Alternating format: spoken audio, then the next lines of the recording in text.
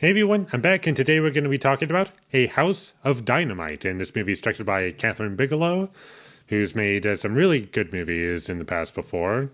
And I really enjoyed Point Break, The Hurt Locker, and Zero Dark 30. And I remember liking Detroit as well. And this movie had some mixed reviews, and I was curious to check it out myself because I do like Catherine Bigelow by the end of the day. And I honestly have not seen a movie that I've disliked from her, but this one I thought was fine. I have mixed feelings on it. I like the movie in premise, and I like what it's going for, and I can see how some people might not connect with this movie because of how it's structured or the lack of focus at times. And I honestly wasn't caught off guard by that, like in terms of how it was presented and doing certain things. However, what I will say is that certain choices that it made didn't really feel necessary and kind of just felt like padding. Like the first third of the movie I thought was really solid and it really hit the emotions that it was going for, and then the movie just kind of repeats itself a couple times, and it doesn't really get interesting to me until like the last 20 minutes where things are supposed to be really intense from this character's point of view, but at the same time, it was much better done early on in the film because of what we knew already.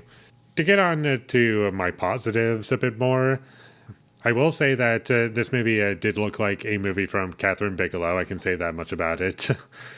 Lots of close shots and like chaotic camera movements, not to the point where it becomes like ADHD edited or like crazy shaky camera in every scene, but you do feel as though you're in the situation with these characters just based on the visual presentation alone. Like it just makes sense, and the acting was mostly good, and none of the characters in this movie, in terms of how they were written or performed or presented, felt too unbelievable for me. They did feel like distinct characters, and the characters would probably behave this way in real life. And they make it believable enough, and even if something might be unbelievable to you in terms of how a character behaves, I do feel as though that's done in a way that is just to explore certain ideas for a little bit and give you something else to chew on as the movie's going along, which I think is fine. I'm not against that at all. I personally wasn't really bored while watching this movie, and the film had a very clear understanding of what it wanted to be focusing on. That stuff I can say is good about the film, and the first third is like my favorite part of the movie. In terms of positives, that's about it for me. The music, well, not the worst in the world. I just couldn't help but think of how similar it was to the score for Conclave, and that was just really distracting for me, and I just couldn't take it seriously, sadly. And if you've seen Conclave, then you would know how the music is used in that film, and you either like it or you don't, but at the very least, I personally feel as though it was overused to the point where it really hurt the film. Still talking about Conclave, not A House of Dynamite, for the music. In this movie, the music wasn't abused necessarily. I do feel as though it was kind of overpresent at times, but overall, I wasn't terribly upset with it. And Rebecca Ferguson, I do think she's mostly good, although there are a couple times where her accent kind of slips and it's a bit inconsistent, I noticed. But most of the time when she's on screen, she's good. The movie did get kind of repetitive after the first third of the movie, and I just didn't really feel as though I was getting much new information after that point. And it had a very odd structure for no reason, and one might argue that there's too many characters in this movie. I'm kind of torn on criticizing the movie for that because, like I've said already, this movie is just using all these different perspectives as a tool to explore ideas, which is fine. I don't mind that at all on paper, but unfortunately, at the same time, I just didn't feel as though it was in service of too much that I really connected with, sadly.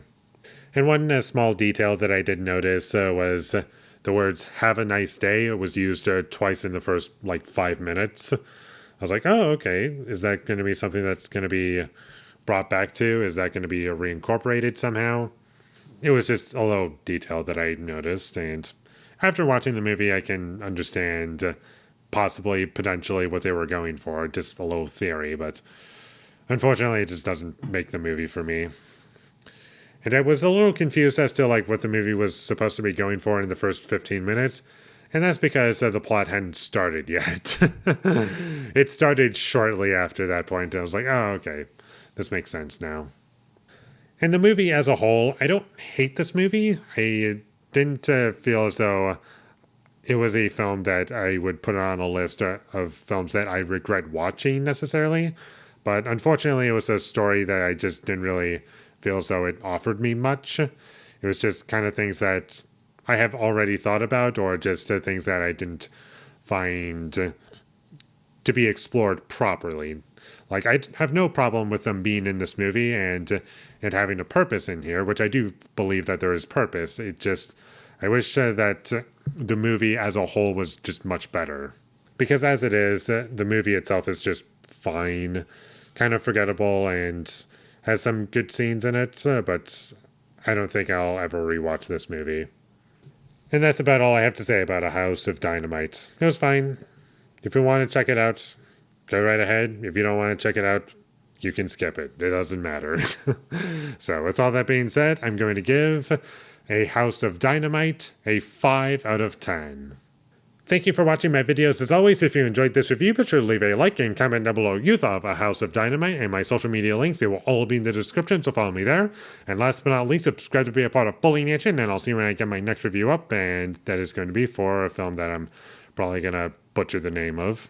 Sancho the Buffy? I have no idea how you pronounce that, but I'm hoping that it's going to be good, so look forward to that. But until I get that up, thank you for watching and have a great day.